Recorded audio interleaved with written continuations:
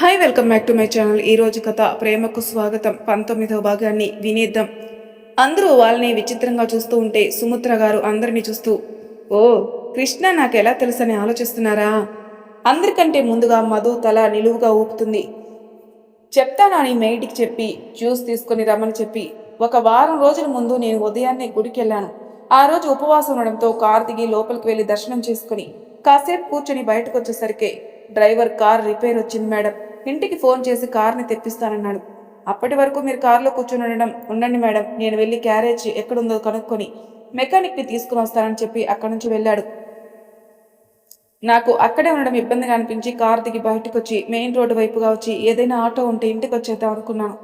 ఎంతసేపు చూస్తున్నా ఒక్క ఆటో కూడా కనిపించలేదు. అప్పటికే ఎండ తీవ్రతకి నీరసంగా అనిపించడంతో కళ్ళు తిరుగుతున్నట్లు అనిపించి కిందికి పడిపోబోతుంటే అని ఆపి, అందరూ నిజంగా అప్పుడే జరుగుతుంది అన్నట్లు మధు సుమిత్ర చేతిని చుట్టేసి, నీకేం కాలేదు కదా అని అడుగుతుంది. సుమిత్ర కృష్ణ వైపు చూసి, లేదురా, పడిపోయే సమయానికి కృష్ణ అక్కడే ఉండడంతో నన్ను పడకుండా పట్టుకుని పక్కనున్న రాయిపై కూర్చోబెట్టి వాటర్ బాటిల్ తెచ్చి ముఖంపై నీళ్లు చల్లి స్పృహలోకి వచ్చేలా చూశాడు. తన ఫోన్ మాట్లాడుతుండడంతో నన్ను చూసి వెంటనే రియాక్ట్ అయ్యాడు. ఆ తర్వాత నాకు స్పృహ రావడంతో కృష్ణకి థ్యాంక్స్ చెప్పి పైకి లేచి నడవబోతుంటే ముందుకు పడిపోబోతుంటే కృష్ణ వచ్చి పట్టుకుని, ఆంటీ మీకు హెల్త్ బాగాలేదు, ఇప్పుడు ఎక్కడికి వెళ్తారు అన్నాడు. మీకు ప్రాబ్లం లేకపోతే మీరు ఎక్కడికి వెళ్ళాలో చెప్తే డ్రాప్ చేస్తాను అని అడగడంతో నాకెందుకులే అని వెళ్లకుండా బాధితగా మాట్లాడుతుంటే కృష్ణ మీద నాకు సదభిప్రాయం ఏర్పడింది. మన అడ్రస్ చెప్పి డ్రైవర్కి కాల్ చేసి డైరెక్ట్గా ఇంటికి వచ్చేయమని నేను ఇంటికి వెళ్తున్నానని చెప్పి కృష్ణతో వచ్చాను. తనతో ఉన్నంతసేపు చాలా సంతోషంగా అనిపించింది మధు. ఆ రోజు నన్ను జాగ్రత్తగా తీసుకుని వచ్చాడు. లోపలికి రమ్మని చెప్పిన వర్క్ ఉందని నెక్స్ట్ టైం ఎప్పుడైనా వస్తానా ఆంటీ, మీ హౌస్ చూశాను కదా అని చెప్పి వెళ్ళిపోయాడు. ఆ తర్వాత గుర్తుకొచ్చింది నేను తన నెంబర్ తీసుకోవడం మర్చిపోయానని. ఇదిగో మళ్ళీ ఇలా చూస్తున్నాను అని కృష్ణ వైపు అభిమానంగా చూస్తుంది. రాఘవేంద్ర గారు, మిత్ర, ఇంత జరిగితే నువ్వు నాతో చెప్పకుండా ఎందుకున్నావు? కార్ వర్కింగ్లో ఉంది, రిపేర్ ఛాన్సెస్ ఉన్నాయేమో అని ముందే చూసుకోవాలి కదా. ఆ రోజు నేను తీసుకుని వెళ్ళింది ఎవరు? ఈడియట్. సమయానికి క్రిష్ వచ్చి హెల్ప్ చేశాడు, సరిపోయింది. లేకపోతే ఆ సిచ్యువేషన్ ఇమాజిన్ చేసుకోవడానికి కూడా భయంగా ఉంది అని భార్యపై ఉన్న ప్రేమని మాటల్లో చెప్తుంటే సుమిత్ర భర్త వైపే చూస్తూ, అయిపోయింది కదా, ఇంక వదిలేయండి, డ్రైవర్కి చెప్పానులే, నేను ఇంకెప్పుడు అలా జరగకుండా చూసుకుంటానని చెప్పాడు, మీరు కోపం తెచ్చుకోకండి అని కృష్ణని చూసి, అవును కృష్ణ, నువ్వు మధు ఫ్రెండ్సా, అనుకోకుండా మనం భలే కలిసాం కదా అని నవ్వుతూ అంటుంది. దానికి క్రిష్ రాఘవేంద్ర గారి వైపు చూసి, అవునాంటీ, పైనున్న వాడికి బాగా తెలుసు కదా ఎవరిని ఎప్పుడు ఎలా ఎవరితో కలపాలో అని ద్వంద్వార్థంలో అంటూ వెళ్తున్న మధు వైపు చూసి నవ్వుతూ మాధవ్తో మాటల్లో పడతాడు. మాధవ్ క్రిష్ నేమ్ అడిగేసరికి శ్రీకృష్ణ అనగానే వెంటనే మనసులో కొన్ని సంవత్సరాల క్రితం తాను ఎవరి వల్ల అయితే తన చెల్లిని హైదరాబాద్ నుంచి చెన్నై తీసుకుని వెళ్ళిపోవాల్సి వచ్చిందో ఇప్పుడు అదే శ్రీకృష్ణ తన చెల్లిని తన కుటుంబానికి దగ్గర చేయడంతో మాధవ్ మనసు ఒక రకమైన ఆనందోత్సాహంతో తేలియాడుతుంటే క్రిష్తో త్వరగానే కలిసిపోయి మాట్లాడతాడు మాధవ్. క్రిష్ జ్యూస్ తాగి టైం చూసేసరికి మధు స్టెప్స్ దిగుతూ వస్తుంటే తననే చూస్తూ ఉంటాడు. కిందికొచ్చి కృష్ణని చూసి కళ్ళెగరేస్తూ అందరికీ ఎదురుగా నిలబడి, డాడీ నేను ఆఫీస్కి వెళ్తున్నాను అని చెప్పి లక్కీని ముద్దు పెట్టుకుని, కన్నయ్య అమ్మమ్మని ఇబ్బంది పెట్టకుండా ఉండాలి సరేనా అని చెప్పి, అమ్మ లక్కీ జాగ్రత్త అని చెప్పి రాఘవేంద్ర గారు తలూపుగానే వెళ్ళి హక్ చేసుకుని థ్యాంక్స్ డాడీ అని చెప్పి క్రిష్తో బయటకు వస్తుంది. క్రిష్ కూడా అందరికీ చెప్పి మధు వెనకే బయటకు వస్తాడు. దీక్ష ఆకాష్ ఏం చేస్తున్నారో చూద్దాం పదండి. ఆకాష్ దీక్ష ఆ రోజు పార్క్లో కాసేపు టైం స్పెండ్ చేసి ఇంటికి వచ్చేస్తారు. నెక్స్ట్ డే సండే దీక్ష పేరెంట్స్ వెడ్డింగ్ యానివర్సరీ కావడంతో దీక్ష ఆకాష్ ఇద్దరు ఇంట్లోనే ఉండడంతో లంచ్కి వచ్చిన శ్రీలత సుదర్శన్లకి ఆకాష్ని ఇంట్రడ్యూస్ చేసి అందరూ కలిసి సంతోషంగా గడిపారు. ఈవినింగ్ టైంలో ఇంట్లోనే చిన్న పార్టీలు అరేంజ్ చేసి దీక్ష ఫ్యామిలీ ఆకాష్ ఫ్యామిలీ మెంబర్స్ మధ్య సింపుల్గా ఫంక్షన్ని సెలబ్రేట్ చేస్తారు. ఆ 2 days మధు గురించి ఆలోచించడం పక్కన పెట్టి ఫ్యామిలీతో టైం స్పెండ్ చేస్తారు. సండే నైట్ ఆకాష్ మాత్రం తన ఫ్రెండ్ ద్వారా మధు గురించి డీటెయిల్స్ తెలుసుకునే పనిలో ఉండగా సీసీటీవీ ఫుటేజ్ ఆధారంగా చేసుకుని మధు ఏ కంపెనీలో వర్క్ చేస్తుందో తెలుసుకుని తను ఎక్కడ ఉంటుందో తెలుసుకోవడానికి 1 day టైం కావాలని చెప్పడంతో సరే అని కాల్ కట్ చేస్తాడు ఆకాష్. దీక్ష అప్పుడే ఆకాష్ దగ్గరికి రావడంతో తన మాటలు వినకపోయినా ఏదో సీరియస్ మ్యాటరే అయి ఉంటుందని సైలెంట్గా వెళ్ళి, ఆకాష్ అందరూ డిన్నర్ చేసేశారు, మనమే ఉన్నాం పద అని చేతిని పట్టుకుని ముందుకు నడుస్తూ, నీకిప్పుడు కూడా వర్కేనా అంటూ తీసుకెళ్తుంది. ఆకాష్ మధు గురించి పూర్తి వివరాలు తెలిసిన తర్వాత నీకు మధుని డైరెక్ట్గా చూపించి నీ కళ్ళలో సంతోషాన్ని చూడాలి దీక్ష అని అనుకుంటూ తన వెనకే నడిచాడు. అందరూ మెట్లు దిగి వస్తున్న ఇద్దరిని చూస్తూ ముచ్చటగా ఉన్నారనుకుంటూ మెటికలు విరుస్తారు. అందరూ హాల్లో కూర్చొని మాట్లాడుకుంటూ ఉంటే దీక్ష ఆకాష్ ఇద్దరు డైనింగ్ టేబుల్ దగ్గర కూర్చొని తినడం స్టార్ట్ చేస్తారు. తినడం పూర్తి చేసి కాసేపు పెద్దవాళ్ళతో జాయిన్ అయ్యి ఆకాష్ వాళ్ళ పేరెంట్స్ లేట్ అవుతుందని చెప్పి దీక్ష వాళ్ళకి చెప్పి అక్కడి నుంచి స్టార్ట్ అవుతారు. ఆకాష్ అందరూ వెళ్ళిపోయాక దీక్ష పెదవులపై చిన్నగా ముద్దు పెట్టుకుని గుడ్ నైట్ డార్లింగ్ అని చెప్పి ఫాస్ట్గా అక్కడి నుంచి బయటకు వచ్చి ఏమీ తెలియనట్టు సైలెంట్గా హెయిర్ రబ్ చేసుకుంటూ కార్ దగ్గరికి వస్తాడు. కారులో కూర్చుని దీక్ష పేరెంట్స్కి చెప్పి వెనకే వచ్చిన దీక్షని చూసి కన్ను కొట్టి బాయ్ దీక్ష అని చెప్పి కార్ స్టార్ట్ చేస్తాడు. కార్ రోడ్డు చివరికి వెళ్లే వరకు అక్కడే ఉండి తన పేరెంట్స్తో పాటు లోపలికి వెళ్తుంది. భోజనం చేస్తున్నప్పుడు ఆకాష్ చేసిన అల్లరికి తను పెట్టిన ముద్దుకి వెళ్తూ వెళ్తూ తన మనసును కూడా తీసుకుని వెళ్ళిపోయాడా అన్నట్టుగా ఉంటే బెడ్ మీద పడుకొని ఆకాష్ ఆలోచనలతో ఎప్పటికో నిద్రలోకి జారుకుంటుంది. Next day morning time 10:30.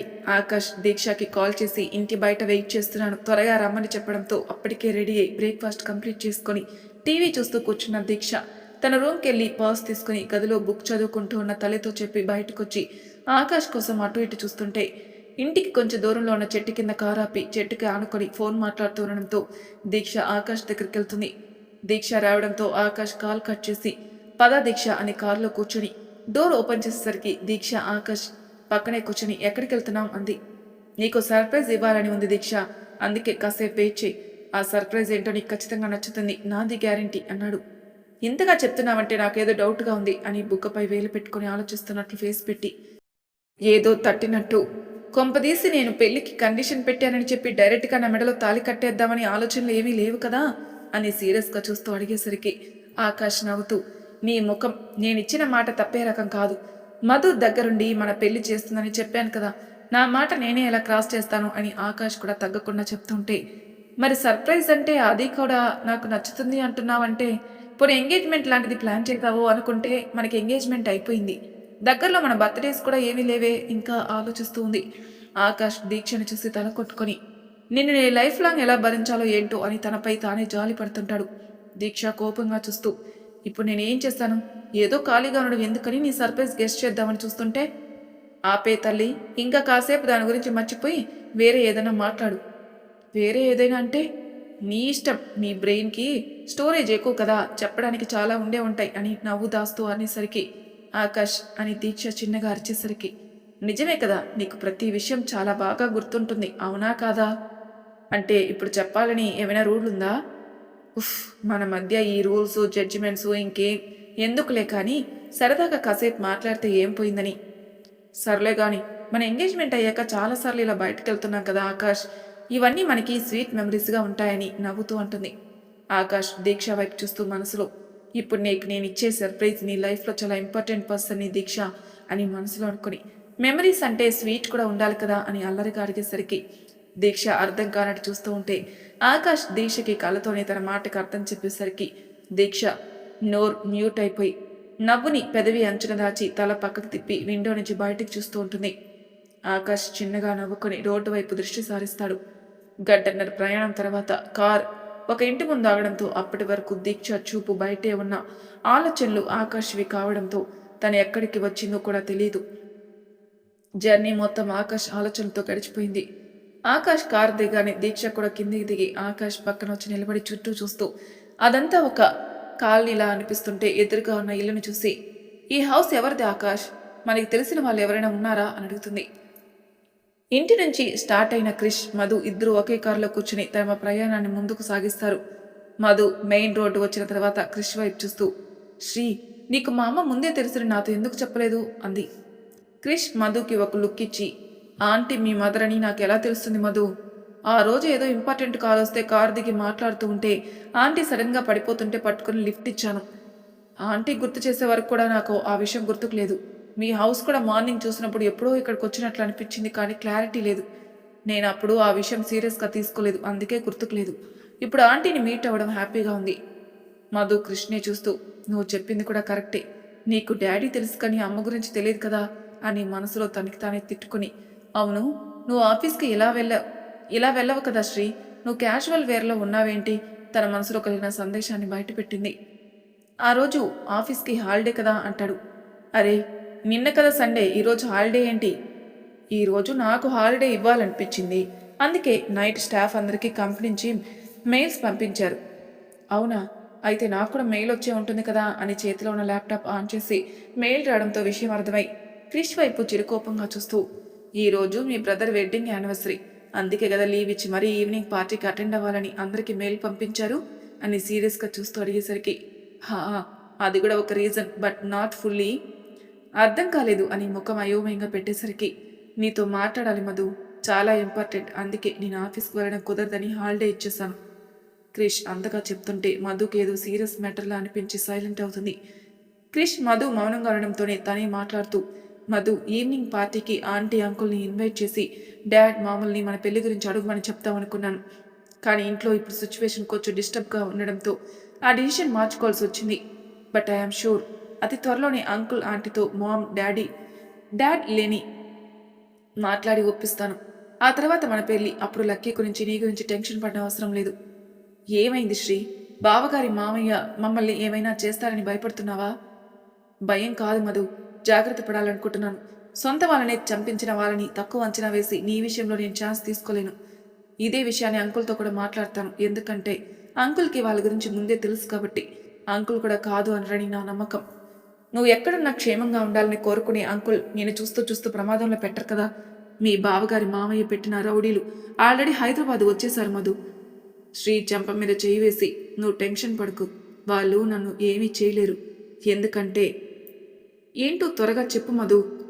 Madhu మనసులో, ఈ మ్యాటర్ చెప్పి నేను ఇంకా టెన్షన్ పెట్టడం నాకు ఇష్టం లేదు శ్రీ అనుకుని, ఏం లేదు శ్రీ, నేనెవరో వాళ్ళకి తెలియదు కదా, జస్ట్ నా ఫోటో మాత్రమే వాళ్ళకి ఉన్న ఆధారం, నా డీటెయిల్స్ ఏవి వాళ్ళకి తెలియదు. అయ్యో పిచ్చి మధు, నువ్వు ఎంత ఇన్నోసెంట్ ఏంటి? క్రిష్ వైపు అయోమయంగా చూస్తుంటే, నీ గురించి తెలుసుకోవడం వాడికి చాలా చిన్న విషయం, తనకి పొలిటికల్ సపోర్ట్ కూడా ఉంది అని తెలిసింది. ఇప్పుడు నీ గురించే నా టెన్షన్. ఇది సరిపోదన్నట్టు వదిన విషయంలో కూడా ఇంచుమించు ఇలానే, కానీ ఆస్తి గురించి కాదు, రివెంజ్ తీర్చుకునే అవకాశం కోసం చూస్తున్నారు అని ఒక క్షణం ఏదో ట్రాన్స్లో ఉన్నట్టు చెప్పేస్తాడు. మధు క్రిష్ చెప్పేది మొత్తం అర్థం కాకపోయినా వదిన అన్న పదంతో శ్రీ అని చెంపపై చేయి వేసి, ఏం జరిగింది అని అడుగుతుంది. క్రిష్ మధుతో ఆ మ్యాటర్ చెప్పడం కోసమే రమ్మనడంతో కార్ సైడ్ కాపి కిందికి దిగేసరికి పక్కన పార్క్ కొనడంతో మధు కూడా కార్ దిగి క్రిష్ చేతిని పట్టుకుని, ఇక్కడికి పద మధు, నీతో చాలా మాట్లాడాలి అని మధు చేతిని పట్టుకుని లోపలికి తీసుకుని వెళ్ళి పార్క్లో జనం ఎవరూ లేకపోవడంతో కొంచెం దూరంలో చుట్టూ చెట్ల మధ్య ఉన్న బెంచ్ దగ్గర తీసుకుని వచ్చి కూర్చోబెట్టి తను కూడా కూర్చుంటాడు. మధు క్రిష్ని మాట్లాడించదు, ఎందుకంటే ఇప్పటికే తను చాలా డిస్టర్బ్గా ఉన్నాడని అర్థమై సైలెంట్గా ఉంటుంది. ఒక 5 నిమిషాల తర్వాత క్రిష్ మధు చేతిని తన చేతుల్లో తీసుకుని చెప్పడం ప్రారంభిస్తాడు. అన్నయ్య కిషోర్ నీకు ఆల్రెడీ తెలిసే ఉంటుంది కదా అనగాని, తన ఆఫీస్లో జాయిన్ అయినప్పటికే దగ్గర 2 సంవత్సరాలు అవడంతో తన జాయిన్ అయిన తర్వాత కిషోర్ ఆఫీస్కి రావడం తెలుసు మధుకి. సుదర్శన్ గారి అబ్బాయి అని కూడా తెలుసు, కానీ క్రిష్ కూడా సుదర్శన్ గారి కొడుకుని తన ఆఫీస్కి వచ్చే వరకు తెలియదు మధుకి. కావ్య గురించి కూడా తెలియదు. క్రిష్ అడగడంతో, తెలుసు, నేను ఆఫీస్లో జాయిన్ అయ్యేసరికి కిషోర్ సార్ ఉన్నారు. అన్నయ్య వదిన ఇద్దరిది love cum arranged marriage. Madhu Krish వైపు చూసేసరికి, వదిన మాకు మేనత్త కూతురు, అంటే మాకు మరదలు. చిన్నప్పటి నుంచి అన్నయ్య వదిన ఇద్దరు చాలా క్లోజ్. అన్నయ్య బిజినెస్ కోర్స్ చేయడానికి స్టేట్స్ వెళ్ళిన 2 years నా కంపెనీతో వదినికి టైంపాస్ అయిపోయింది. మేమిద్దరం సేమ్ ఏజే, ఒకే కాలేజ్ కూడా. ఇక్కడ మా స్టడీ కంప్లీట్ అయ్యాక అన్నయ్య స్టడీ అయిపోయి అప్పటికే కంపెనీ చూసుకోవడంతో వదినికి అన్నయ్యకి మ్యారేజ్ చేసేసారు. అన్నయ్య మ్యారేజ్ అయ్యాక 1 month తర్వాత నేను యూకే వెళ్ళిపోయాను స్టడీ కోసం. నా స్టడీ కంప్లీట్ అయ్యి అక్కడే డాడీ ఫ్రెండ్ అశోక్ అంకుల్ కంపెనీలో ఎంప్లాయీగా జాయిన్ అయ్యాను. కానీ నేను డాడీ నేమ్ యూజ్ చేయకుండా నా టాలెంట్తో జాబ్ తెచ్చుకున్నాను. కొన్ని రోజులు వర్క్ నేర్చుకుంటూ నేను నేర్చుకున్న టెక్నిక్స్ అన్ని కంపెనీ గ్రోత్కి హెల్ప్ అవ్వడంతో అశోక్ అంకుల్ నన్ను మీట్ అవ్వాలని అన్నారని మేనేజర్ గారు చెప్పారు. అప్పుడే మా వదిన కన్సీవ్ అయిందని తెలియడంతో బేబీ షవర్ పార్టీ అంటే సీమంతం చేస్తున్నామని చెప్పడంతో 15 రోజులు లీవ్ తీసుకుని ఇండియా వచ్చాను. ఆ 15 రోజులు ఫ్యామిలీతో ఫ్రెండ్స్తో స్పెండ్ చేసి నీ గురించి ఎంత వెతికినా యూజ్ లేకపోవడంతో ఇంకా అక్కడ ఉండలేక మళ్ళీ యూకే వెళ్ళిపోయాను. మళ్ళీ ఇప్పుడే ఇండియా రావడం. నేను చేసిన మిస్టేక్ ఏంటంటే ఆఫీస్కి రాకపోవడం. వస్తే నువ్వు నాకు ఆ రోజే కనిపించేదానివి, అప్పుడు టైం కలిసి రాలేదు.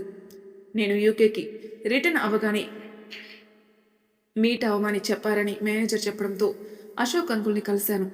అప్పుడే నీ గురించి ఆలోచించి నాతో పెళ్లి చేద్దామని అనుకున్నారట. కానీ నన్ను డైరెక్ట్గా అడగకుండా లవ్ గురించి అడిగేసరికి నా మనసులో నువ్వే ఉన్నావు కాబట్టి అదే విషయం చెప్పాను. ఇంకా ఆ విషయం అంకుల్ కూడా ఎప్పుడు ప్రస్తావించలేదు. బట్ నేను సుదర్శన్ గారి అబ్బాయి అని తెలిసి చాలా సంతోషపడ్డారు. అలా కంపెనీలో వర్క్ నేర్చుకుని బిజినెస్ని హ్యాండిల్ చేయగలను అన్న కాన్ఫిడెన్స్ వచ్చేసరికి డాడీ కాల్ చేసి ఇంట్లో సిచ్యువేషన్ చెప్పి వెంటనే ఇండియాకి రమ్మని చెప్పారు. రావడమే నన్ను కంపెనీ చూసుకోమని చెప్పడంతో అటు అన్నయ్య సిచ్యువేషన్ చూసి సరే అని చెప్పి కంపెనీని టేక్ ఓవర్ చేశాను.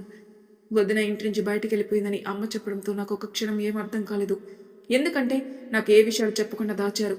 నేను ఎక్కడ డిస్టర్బ్ అవుతానని. వదిన ఏదో కోపంలో వెళ్ళుంటుంది, వచ్చేస్తుందిలే అనుకుని ఊరుకున్నాను. కానీ మహిని వదిలి వెళ్ళిపోవడం అందరి మనసు కలిచివేస్తూ ఎవరూ బయటికి చెప్పకుండా ఇన్నాళ్ళు మానసికంగా కృంగిపోయారు మధు. కానీ నిన్న నైట్ వదిని చూడగానే ఒకవైపు పట్టరాని సంతోషం, ఇంకోవైపు అసలు ఎందుకు వెళ్ళిపోయిందని సందేహం. వదిన చెప్పింది విన్న తర్వాత నిజంగా ఒకరిని ప్రాణం కంటే ఎక్కువగా ప్రేమిస్తే వాళ్ళు ప్రాణం పోకుండా ఉండేందుకు మన ప్రాణాలు పణంగా పెట్టడానికి కూడా వెనకాడమని వదిలి చూస్తేనే అర్థమైంది మధు అని మధు భుజం మీద తలవాల్చి కావ్య ఇంటి నుంచి బయటికి వెళ్ళడానికి కారణం ఏంటో, తనని ఇన్ని రోజులు బంధించి ఉండడం, ఒకరి అతి గారాభం, చెప్పిన అబద్ధం ఒకరి ప్రాణాలు తీసేలా చేసిందని మొత్తం తనకి చెప్తారు.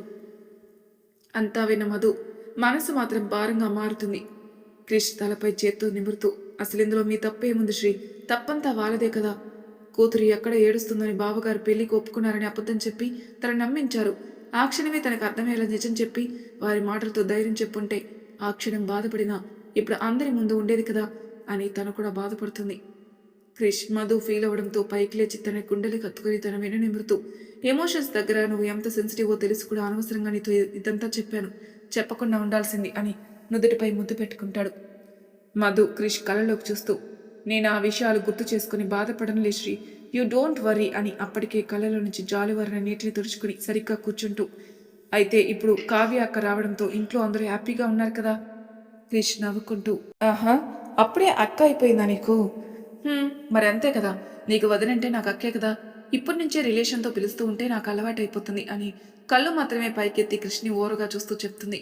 మరి తర్వాయి భాగంలో ఏం జరుగుతుందో నెక్స్ట్ ఎపిసోడ్లో తెలుసుకుందాం. అంతవరకు నా ఛానల్ సబ్స్క్రైబ్ చేయని వాళ్ళు ప్లీజ్ సబ్స్క్రైబ్ చేసుకోండి, లైక్ చేసి షేర్ చేయండి, మీ అభిప్రాయాలు నాకు కామెంట్ రూమ్లో తెలియజేయండి.